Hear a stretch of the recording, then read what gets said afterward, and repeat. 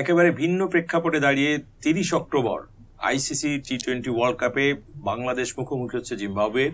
ভিন্ন প্রেক্ষাপট এ কারণে, যেখানে সাউথ আফ্রিকার কাছে রীতিমতো বিধ্বস্ত হয়ে বাংলাদেশ পৌঁছেছে ব্রিসবেনে, ঠিক তার উল্টো পাকিস্তানকে রুদ্ধশ্বাস এক ম্যাচে হারিয়ে দিয়ে জিম্বাবুয়ে জানিয়ে দিচ্ছে তারা হারানোর শক্তি পুনরুদ্ধারে কতটা সক্রিয় এবং নিজেদের ক্রিকেটীয় মর্যাদা পুনঃপ্রতিষ্ঠার জন্য কতটা মরিয়া। এই নিয়েই আমরা আজকে আলোচনা করব, এবং আলোচনা করার জন্য ক্রিকেট টকে আজকে আমাদের অতিথি সাবেক ক্রিকেটার হাসানুজ্জামান। হাসানুজ্জামান, আপনাকে স্বাগত। ধন্যবাদ। আমি যেমনটি বলছিলাম যে প্রেক্ষাপটটা একেবারে তো ভিন্ন। 30 অক্টোবর একেবারে বাংলাদেশের জন্য কি হবে বোঝা কঠিন, তবে জিম্বাবুয়ে যে উজ্জীবিত তা নিয়ে তো কোনো সন্দেহ নাই। পাকিস্তানকে যেভাবে হারিয়ে দিল তারা, এই ম্যাচটা নিয়ে আপনার মতামতটা কি, বা একটু আগাম পূর্বাভাসের মতন আমি যদি জানতে চাই। আগাম পূর্বাভাস বলতে যেটা আমি মনে করছি যে দুটা ভিন্ন মাত্রায় দুইটা দল ক্রিকেট খেলছে।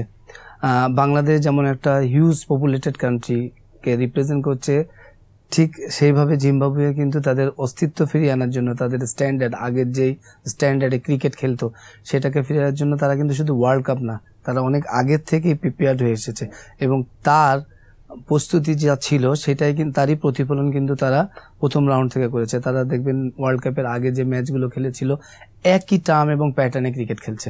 তারা কিন্তু এর আগে অস্ট্রেলিয়ার মাটিতে অস্ট্রেলিয়াকে হারিয়েছে এই ওয়ার্ল্ড কাপের ঠিক আগে। এর একটা বড় একটা অ্যাডভান্টেজ তাদের যে ক্রিকেটাররা আছেন তাদের ডিটারমিনেশন, স্পেশালি রাজা, আরভিন যারা ছিলেন তাদের কম্বিনেশন, এবং ক্রিকেটে সবসময় যেটা বলে যে একটা টিম জেলিং, এই টিম মানে এইটার মধ্যে, যেমন লাস্ট ম্যাচটাতে পাকিস্তানের সাথে যেটা জিতেছে, তারা কিন্তু প্রথমে 130 লো স্কোরিং করেও কিন্তু তাদের শরীরী ভাষাটা ওইভাবে ছিল না। সেকেন্ড ওভারে যখন বাবর আজম আউট হয়েছে তখন মনে করেছে যে হ্যাঁ আমরা ম্যাচটা জিততে পারি, তখনই কিন্তু তাদের শারীরিক ভাষাটা চেঞ্জ হয়ে গিয়েছে। আর শেষ বল পর্যন্ত ওই মানে আগ্রাসী মনোভাব যে আমরা পারি এবং পারতে হবে, এরকম একটা মানসিকতার প্রতিফলন তাদের প্রত্যেকটা প্লেয়ারের মধ্যে, প্রত্যেকটা ক্রিকেটারের মধ্যে, তাদের ব্যাটিং, বোলিং, ফিল্ডিং সবকিছু মিলিয়ে তারা না কম্বাইন্ড একটা ক্রিকেট খেলছে, কমপ্লিট একটা ক্রিকেট খেলছে, যার জন্য আজকে ওয়ার্ল্ড কাপে তারা এমন সিচুয়েশন হচ্ছে, অনেক রেইন ইন্টারাপ্টেড ম্যাচ আছে, তাদের হয়তো বা সেমিফাইনালে যাওয়ার পসিবিলিটি হয়ে দাঁড়াতে পারে, কিন্তু তারা যে গুড ক্রিকেট খেলছে, টোটাল ক্রিকেট যেটা এখন বর্তমানে বোঝায় টি-20 ফরম্যাটের, আমার মনে হয় সেকেন্দার রাজা টোটাল জিম্বাবুয়ে টিমটাকে প্রথমের থেকে লিড দিচ্ছেন। আচ্ছা, আপনি খুব সুন্দর একটা ওয়ার্ড ব্যবহার করলেন, শব্দ বললেন, টোটাল ক্রিকেট। সাধারণত আমরা ফুটবলেই বুঝি টোটাল ফুটবল। ডাচরা যখন শুরু করেছিল, ডাচরাও আছে সেই বিশ্বকাপে খেলে যাচ্ছিল, তো বাংলাদেশের অবস্থাটা কি? বাংলাদেশ কি টোটাল ক্রিকেটটাই ভুলে গেছে? বাংলাদেশ দীর্ঘদিন দাদা স্ট্রাগল করছে, অনেকদিন ধরে হচ্ছে কি ইন্টারন্যাশনাল ক্রিকেটে স্ট্রাগল করছে। আমরা একটা ওয়েল ব্যালেন্সড অথবা ওয়েল সেটেল টিম নিয়ে খেলতে পারছি না।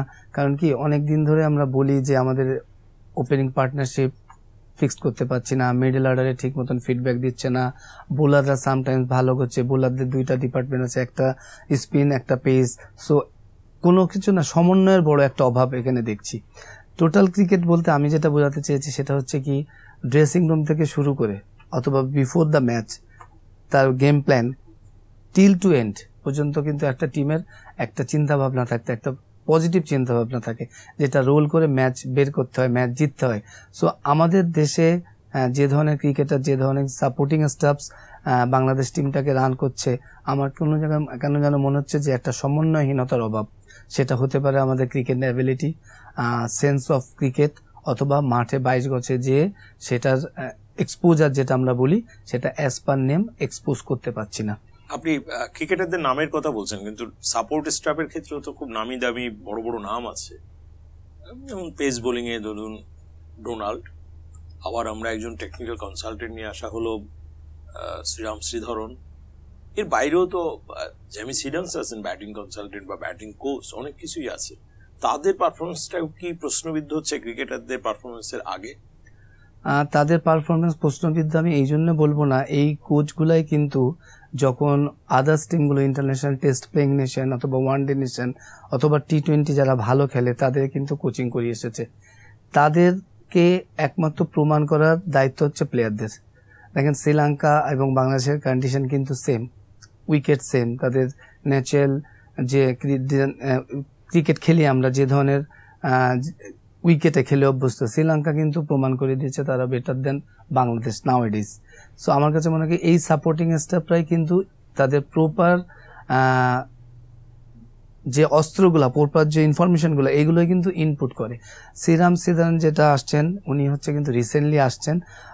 বোর্ড সবসময় বলছে যে উনাকে আগামী ওয়ার্ল্ড কাপের জন্য চিন্তা ভাবনা করা হচ্ছে। এখন ওয়ার্ল্ড কাপের মতন এত বড় একটা ইভেন্টে শ্রীরাম সিদান এই কয়দিনে কতটুকু চেঞ্জ করবে, এটা আমার মনে হচ্ছে ব্যাড ইম্প্যাক্ট। আমরা যেটা ইম্প্যাক্ট এবং ইন্টেন্ট নিয়ে কথা বলছি, তার একটা ব্যাড ইম্প্যাক্ট এখানে আসছে। কারণ লাস্ট 2 or 3 ম্যাচ আমি যেটা দেখেছি, আমাদের ব্যাটিং এর উপর একটা ইফেক্ট পড়েছে কেটে, সেটা হচ্ছে পাওয়ার হিটিং। যেটা মনে হয় টি-20তে আমরা খুব বেশি পাওয়ার হিটিং নিয়ে কথা বলি।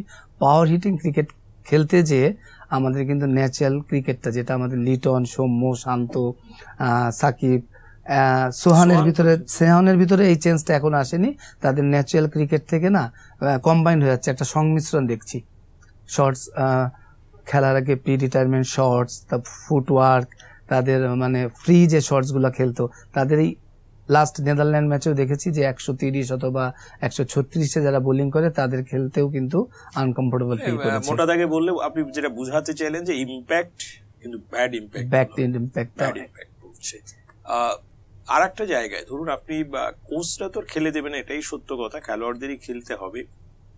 মোটামুটি ক্যাপ্টেন তিনিও কি ঠিকভাবে দলটাকে নেতৃত্ব দিতে পারছেন? লিডিং ফ্রম দ্য ফ্রন্ট বলতে যা বোঝায়, এরকম একটা পিছিয়ে পড়া দলকে সামনে থেকে নেতৃত্ব দিতে হলো অধিনায়ক অনেক সময় ঝুঁকি নিতে হবে, সাহস দেখাতে হবে। একেবারে পিঠ যখন দেওয়ালে ঠেকে যায় তখন অধিনায়ককে সেখান থেকে ঘুরে দাঁড়ানোর নেতৃত্বটা দিতে হবে। আমরা কি দেখছি সাকিবের ভিতর সেটা? সাকিব আল হাসান কিন্তু ফ্র্যাঞ্চাইজি লিগে, যে এটা বলি ফ্র্যাঞ্চাইজি লিগে যখন খেলেন, রিপ্রেজেন্ট করেন, শক্তিমত্তার যে টিমগুলোতে খেলেন তখন কিন্তু তার ডিফারেন্ট ইমেজ। বাংলাদেশ টিমে যখন খেলেন তখন তার কিন্তু ডিফারেন্ট ইমেজ, রেসপন্সিবিলিটিও ডিফারেন্ট। কিন্তু বাংলাদেশ টিমে যে ধরনের ক্রিকেটার, একটা যেমন মাশরাফি বিন মুর্তজা যে টিমটাকে নিয়ে উনি পরিচালিত করছেন, সাকিবকে যদি আপনি কম্পেয়ার করেন, সেই ধরনের অনেক ডিফারেন্স, পার্থক্যটা অনেক।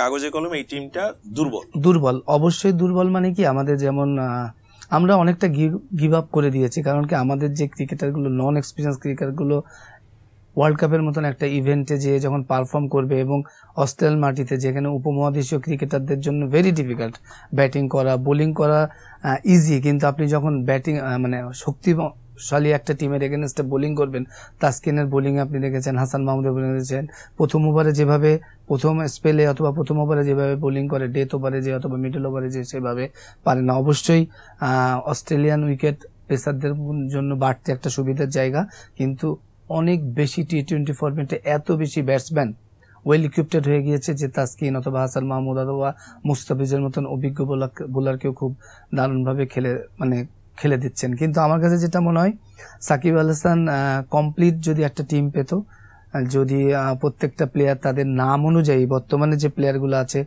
আপনি বলছিলেন কম শক্তিশালী টিম, কিন্তু পারফরমেন্স দিয়ে তো প্রমাণ করতে হয়। প্লেয়াররা অনেক বেশি অপরচুনিটি পেয়েছে, বাট পারফর্ম করতে পারেনি। আমি একটু যদি বলি যে আপনি এই দলের খেলোয়াড়দের পরিসংখ্যান তো ক্রিকেটে একটা সময় সাক্ষী হয়ে দাঁড়ায় সবকিছুতে। না হলে ব্র্যাডম্যান কেন ব্র্যাডম্যান, তিনি কেন সর্বকালের সেরা, কারণ ওই কাগজের সংখ্যাগুলোই তাকে বলে দেয় তিনি সেরা। তো সেই ক্ষেত্রে বাংলাদেশের টি-20 খেলোয়াড়দের ব্যাটিং এর স্ট্রাইক রেট, যেখানে কারোই তো 150 নেই, এই 150 নিচে স্ট্রাইক রেট নিয়ে টি-20তে আপনি কিভাবে ভালো কিছু আশা করতে পারেন? এর কিছু কারণ আছে। আমাদের দেশীয় ক্রিকেটের যে চর্চা, আমরা যেমন বিপিএলটা খেলি অথবা প্রিমিয়ার ডিভিশনে যে টি-20 ফরম্যাটটা খেলি, আমরা কিন্তু বড় রান চেজ করে আমরা কোনো সময় খেলি না। আমাদের কিন্তু যদি পার্শ্ববর্তী দেশগুলো দেখবেন, এভারেজ যেখানে রান থাকে 160 থেকে 180। তা ইটস এ হ্যাবিট, প্লেয়ারদের একটা হ্যাবিট, যে বোলারদের জন্য যেমন যে 160 ডিপেন্ড করে বোলিং করা, আবার ব্যাটসম্যানদের জন্য যে 160 অথবা 180 টার্গেট করতে গেলে power play, middle over, death ওভারে ক্যালকুলেটেড ব্যাটিং করা, একটা পরিকল্পনা থাকতে হবে, এবং সেই পরিকল্পনাটা হয়তো ম্যাচের ভেতরই বারবার পরিবর্তন হবে, সাথে কিন্তু তাদের অ্যাবিলিটিও থাকতে হবে।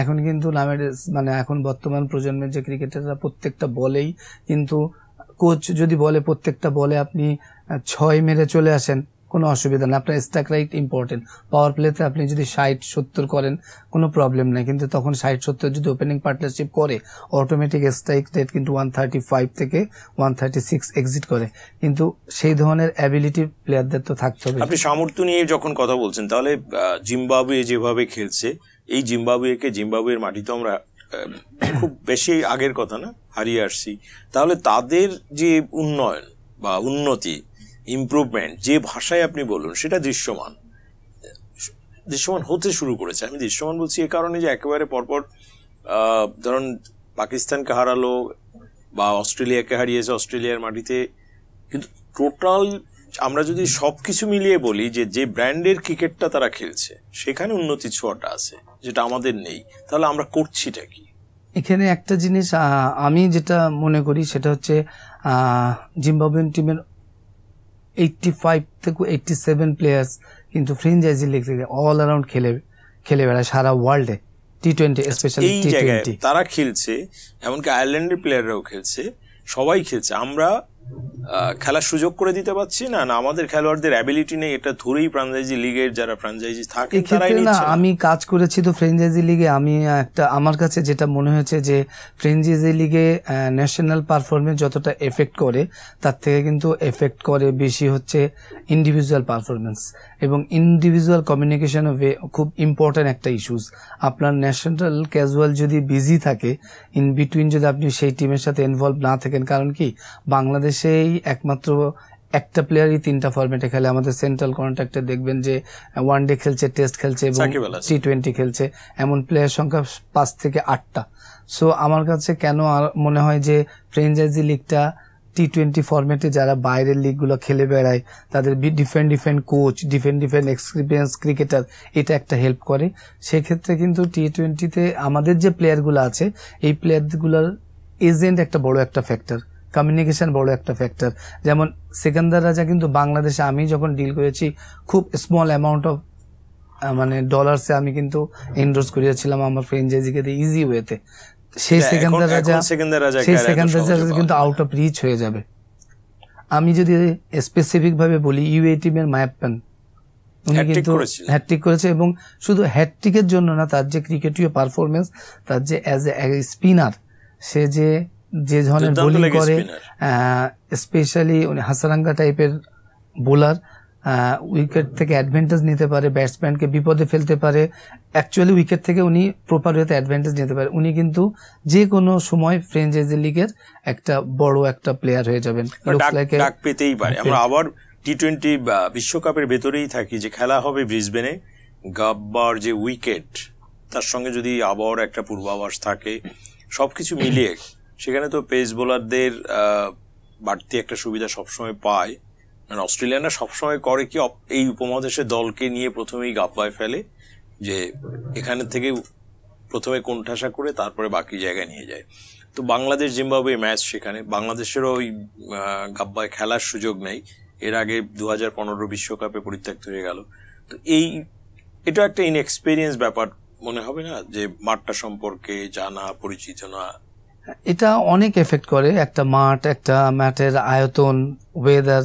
আমরা ডাক আউটে দেখছি যে ঠান্ডার একটা প্রবণতা আছে, বাতাস এখানে অনেক এফেক্ট করে। কিন্তু বাংলাদেশের বর্তমান যে অবস্থা হয়েছে, এনি টাইপ অফ উইকেটে বাংলাদেশকে পজিটিভ ক্রিকেট খেলাটা খুব বেশি জরুরি হয়ে গেছে। এনি টাইপ অফ উইকেটে তারা স্ট্রাগলিং করছে, কিন্তু আমাদের ক্রিকেটারদের যেমন সাকিব আল হাসানের কথা বলছিলেন, আস্থা পাচ্ছে না। একটাই কারণ, সেটা হচ্ছে পারফরমেন্স। কারণ আমরা লাস্ট ম্যাচ সাউথ আফ্রিকার সাথে সৌম্য এবং শান্ত যেভাবে প্রথম 2 ওভার স্টার্ট করেছিল 16.35 রান রেটে, কোনো সময় আমরা চিন্তা করিনি এত তাড়াতাড়ি ক্লাবস করবে। আমাদের যে এরিয়া ওয়াইজ যে ভুল ত্রুটিগুলো, এগুলো না এখন কিন্তু কালেকশন করার কোনো ওয়ে নাই। সো আমার কাছে মনে হয় যদি ওনারা ফ্রি অ্যান্ড ফ্র্যাঙ্ক ক্রিকেট খেলে, যেটা ফেয়ারলেস ক্রিকেট বলছে, ফেয়ারলেস ক্রিকেট খেলে, যদিও বা অনেক টাফ, অস্ট্রেলিয়ান উইকেটে অনেক টাফ এবং কঠিন একটা, আমার কাছে মনে হচ্ছে যে এই গ্রুপের সবচেয়ে ডেঞ্জারাস টিম এখন সাউথ আফ্রিকা। কারণ তাদের প্লেয়ার্স এক্সপিরিয়েন্স, তাদের শারীরিক ভাষা এবং তাদের ভাগ্য। আচ্ছা, কিন্তু জিম্বাবুয়ে যেভাবে 130 রান এই এত অল্প রানের পুঁজি নিয়ে ডিফেন্ড করা কঠিন কাজ ছিল। পাকিস্তানের মতন বোলিং অ্যাটাক বা পাকিস্তানের যে ব্যাটার, এদের বিপক্ষে তাদের যে সামর্থ্য তারা প্রমাণ করলো, সেখান থেকে উজ্জীবিত ক্রিকেটটা জিম্বাবুয়ের কাছে আশা করবে। এই মনস্তত্ত্বটা কিরকম, কি প্রভাব ফেলতে পারে মানসিকভাবে, যে বাংলাদেশ যখন ব্রিসবেনে পা রাখলেন বা পা রাখছে, তারা আসছে অন্য একটা মুডে, সেইখানে মানসিকভাবে পিছিয়ে থেকে কি বাংলাদেশকে শুরু করতে হবে? মানসিকভাবে পিছিয়ে থেকে কোনো সময় ভালো রেজাল্ট আশা করা যায় না। না, আপনার কি মনে হয়, আপনি ক্রিকেটার, আপনি সেইভাবে যদি ব্যাখ্যাটা সেইভাবে বলতে গেলে, যদি প্লেয়ার টু প্লেয়ার ক্যালকুলেট করে বাংলাদেশ খেলে, এবং বাংলাদেশ সবচেয়ে বেশি সমস্যা হচ্ছে বাংলাদেশ প্রচন্ড প্রেসারে ক্রিকেট খেলছে। সেই প্রেসারটা তৈরি হচ্ছে দর্শকদের কাছ থেকে, এক্সপেকটেশন। আমি প্রথমে বলেছিলাম যে প্রত্যাশা তো অবশ্যই আছে, কিন্তু এটাও আমাদের মাথায় রাখতে হবে যে আমাদের প্লেয়ার্স অ্যাবিলিটি কতটুকু আছে। নিউ কোচ এসেছে, তাদের কম্বিনেশনটা কি হচ্ছে। কিন্তু আমার কাছে যেটা মনে হয় যে সেকান্দার রাজা টোটাল টিমটাকে, কেন আমি সেকান্দার রাজার কথা বারে বারে বলছি, সেকান্দার রাজার 2টা নাকাল বলেই কিন্তু পাকিস্তানের সাথে ম্যাচটা 5th ওভারে ঘুরে গিয়েছে। সো বাংলাদেশের পক্ষেও সম্ভব। মেহেদী মিরাজ লাস্ট ইনিংসে ইয়াসির রাব্বির জায়গায় খেলেছে। বাংলাদেশে এমন প্লেয়ার আছে, তাসকিনও দারুণ বোলিং করছে। সো আমার রিদমে ফিরেছে। Hasan Mahmud as a new player ভালো বোলিং করছে। সাকিবকে যদি আপনি প্রপার ক্রিকেটীয় উপাদানগুলো যদি না দেন T20 ফরম্যাটের, তাহলে সাকিব আল হাসানের 24টা বল অথবা সাকিব আল হাসানের ব্যাটিং আমাদের ক্রিকেটে উচ্চ মাত্রায় নিয়ে যেতে পারবে না। সো আমাদের যে ক্রিকেটার গুলো আছে, যেমন মুসাদ্দেক গুড হিটার, তার হাতে প্রচুর শটস আছে, ক্লিন শট খেলতে পছন্দ করে, কিন্তু তার এটাও মাথায় রাখতে হবে যে পাওয়ার হিটিং দিয়ে ওই ধরনের উইকেটে আপনি সার্ভাইভ করতে পারবেন না। অস্ট্রেলিয়ার মাঠটা যদি একটু দেখেন, সেখানে কিন্তু আরেকটা জিনিস, যে আপনি প্রচুর, আপনাকে গ্যাপ পিক করতে হবে, সিঙ্গলসকে ডাবলস করার সুযোগ থাকছে বা ডাবলসকে ট্রিপল করতে পারছেন, সেই সুযোগটাকে আমরা, সেখানে তো ফিটনেস একটা বড় ব্যাপার। সেখানে স্কিল যেমন হচ্ছে যে আপনি স্কিল দিয়ে গ্যাপ তৈরি করবেন, গ্যাপ খুঁজে নেবেন, কিন্তু দৌড়িয়ে রানটা নেওয়ার জন্য তো আপনাকে ফিটনেস ঠিক রাখতে হবে। সেই ক্ষেত্রে আরেকটা 360 ডিগ্রি অ্যাঙ্গেলে অথবা 360 ডিগ্রি ফিল্ডিং সেটআপে যেটা আমরা দেখি সাধারণত, গ্যাপ বের করার জন্য অথবা গ্যাপ থেকে পেস করে 4 মারার জন্য যে ধরনের উইকেটে আমরা এখন খেলছি, আমরা এই ধরনের উইকেটে বাংলাদেশে ক্রিকেট খেলে অভ্যস্ত না। সো বলটা যদি ব্যাটে প্রপার ওয়েতে না আসে, তখন আপনি কিন্তু মিডল অফ দ্য ব্যাট খেলতে পারবেন না। যেটা দেখা যাচ্ছে যে বাংলাদেশি ক্রিকেটারদের ক্ষেত্রে, ব্যাটারদের ক্ষেত্রে স্পেশালি, সবসময় ব্যাটের সুইপ পার্টের উপরে 1-1.5 ইঞ্চি উপরে লাগছে। সো 2 রানস অথবা সিঙ্গেলস রান আপনার ডট, কারণ আমাদের লাস্ট ম্যাচে নেদারল্যান্ডের সাথে যেমন আমরা 50 ডট বল খেলেছি। 50 ডটস বলে যদি আমরা ওখান থেকে যদি আমরা 10টা রানও পেতাম, তাহলে কিন্তু আমাদের রান 160 ক্রস করে 160। আপনি নেদারল্যান্ডস এর উদাহরণ দিলেন, নেদারল্যান্ডস এর সঙ্গে আমরা জিতলাম বটে, 9 রানের জয়, কিন্তু স্ট্যান্ডার্ডটা মনে হচ্ছিল না যে খুব কাছাকাছি একটা স্ট্যান্ডার্ড। নেদারল্যান্ডস ঠিক টেস্ট প্লেইং কান্ট্রি না, আমরা টেস্ট প্লেইং কান্ট্রি, কিন্তু ওইভাবে ডমিনেট করার ক্ষমতা আমরা অর্জন করিনি। ইভেন দো নেদারল্যান্ডস এর উপরও আমরা করতে পারিনি। Not only Netherland, but Netherland সহ অন্যান্য আইসিসির অ্যাসোসিয়েট যে দেশগুলো আছে, তারা কিন্তু দারুণভাবে উন্নতি করেছে। তারা কিন্তু ফার্স্ট রাউন্ডেই দেখিয়ে দিয়েছে। ওয়েস্ট ইন্ডিজের মতন টিম আউট, মানে সুপার 12-এ নাই যারা। এটাই কি আমাদের সান্ত্বনা হবে যে ওয়েস্ট ইন্ডিজ খেলতে পারছে না? এটা আমাদের কোনো সময় একটা টেস্ট প্লেইং কান্ট্রি অথবা আমরা যে দেশকে রিপ্রেজেন্ট করি, সেখানে এইটা যদি সান্ত্বনা হয়, তাহলে আমরা কিন্তু ক্রিকেটের ব্যাক ফুটে চলে গেলাম। না, আমি এই ফ্রন্ট ফুটের জায়গায় যদি আসেন, জিম্বাবুয়ে ফ্রন্ট ফুটে, তারা দীর্ঘদিন নিজেরাই টেস্ট খেলছে না, খেলেনি, কিন্তু নিজেরা নিজেদের ভিতর গুছিয়ে নিয়ে নিজেদের শক্তিমত্তার প্রমাণটা দেওয়ার জন্য মঞ্চটাকে খুঁজে নিল।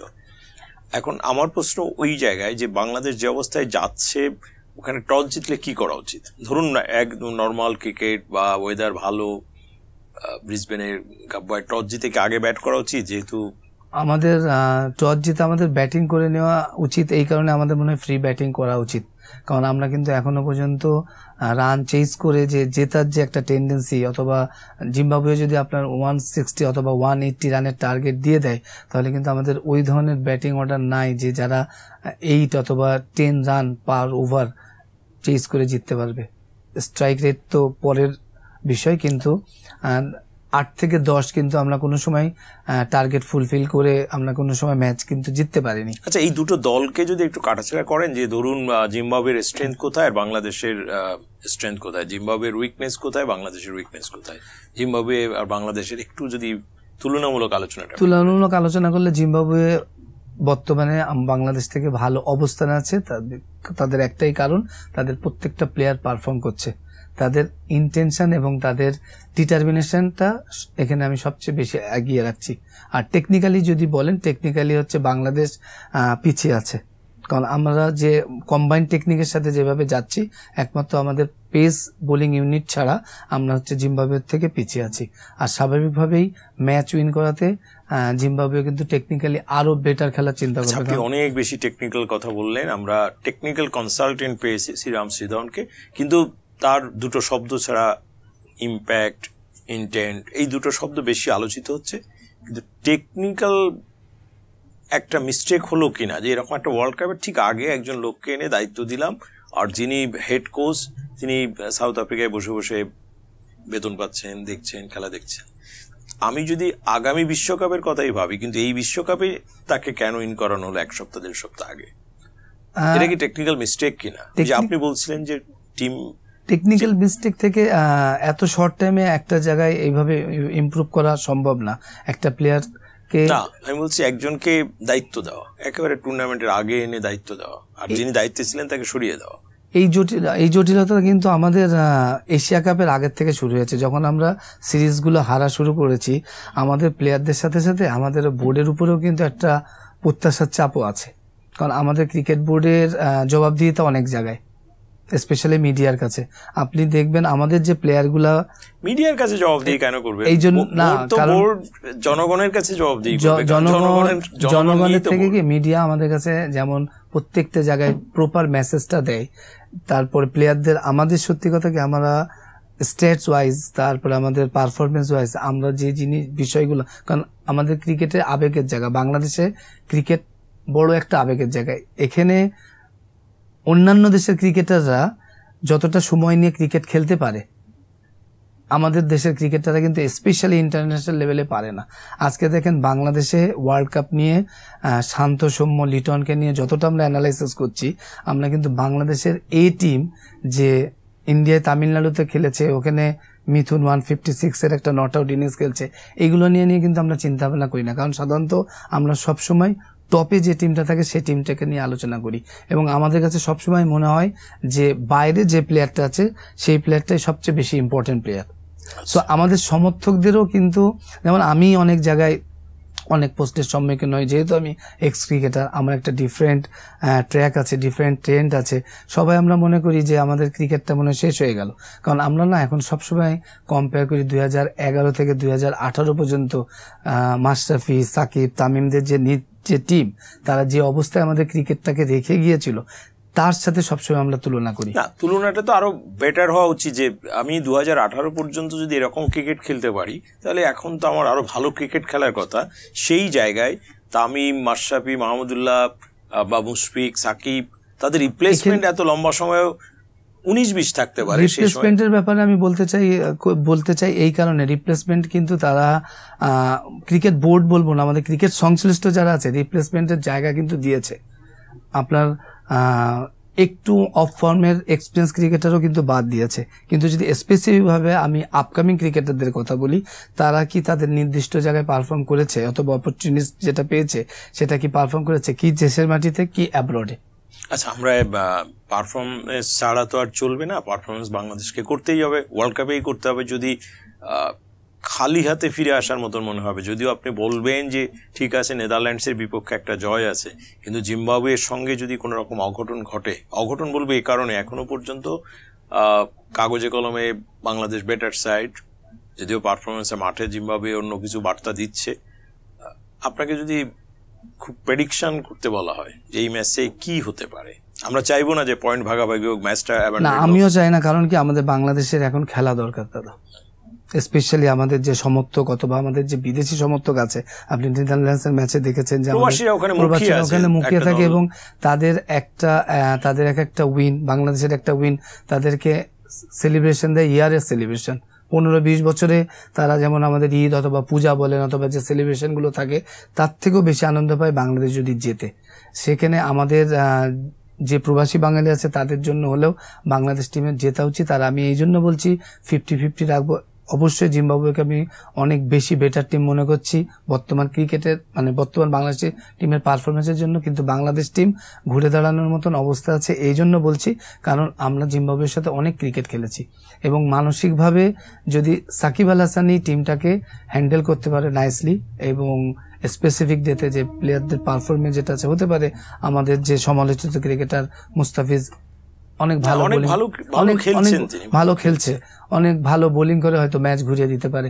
আমাদের কি প্লেয়ার আছে, কিন্তু কি স্ট্রেংথ প্লেয়ার যেটা অথবা ফিনিশার, এটা যদি ক্রিকেট মানে খেলে ম্যাচ উইন করে বের করে নিয়ে আসতে হবে। মাহমুদুল্লাহ রিয়াদ কিন্তু একদিনে হয়নি, তামিম ইকবাল মানে একদিনে হয়নি, তারাও কিন্তু প্রচুর ম্যাচ খেলেছে, তার মধ্যে হয়তো 30 বা 40% ম্যাচ ফিনিশ করে এসেছে, তাতেই কিন্তু তারা আমাদের কাছে লিজেন্ড। সো আমাদের যে ক্রিকেটারগুলো যেমন সোয়ান যদি শেষ করে আসতে পারে অথবা মোসাদ্দেক একটা ম্যাচ ইনিংস শেষ করে আসতে পারে, তাহলে কিন্তু আমরা না তাদেরকে ওই পর্যায়ে নিয়ে যেতে পারবো।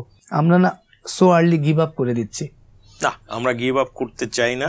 হাসানুজ্জামান, আপনাকে অসংখ্য ধন্যবাদ। প্রিয় দর্শক, আপনাদেরকেও ধন্যবাদ। আমরা আশা করি জিম্বাবুয়ের বিপক্ষে বাংলাদেশ খুব ভালো ক্রিকেট খেলে ভালো একটা জয় উপহার দেবে গোটা জাতিকে।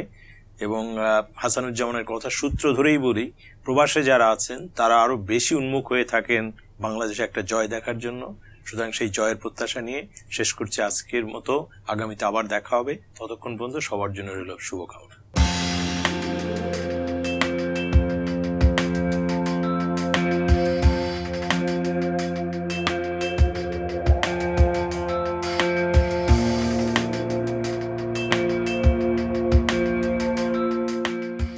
সংবাদ, ফিচার ও অনুষ্ঠানের জন্য ভিজিট করুন সংবাদ প্রকাশের ওয়েবসাইট এবং যুক্ত থাকুন ফেসবুক পেজ ও ইউটিউব চ্যানেলের সঙ্গে।